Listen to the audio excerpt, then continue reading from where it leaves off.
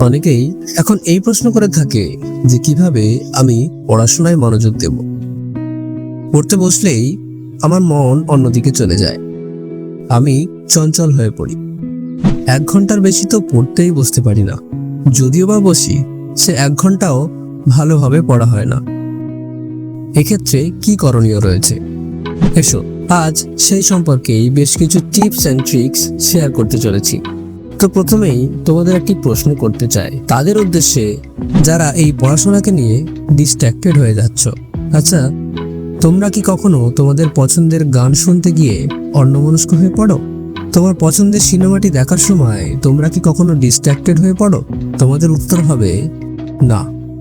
এটাই তো স্বাভাবিক, তাই না? নিজের পছন্দের গান বা সিনেমা দেখার সময় কেই বা অন্যমনস্ক হয়ে পড়ে। কারণ কি?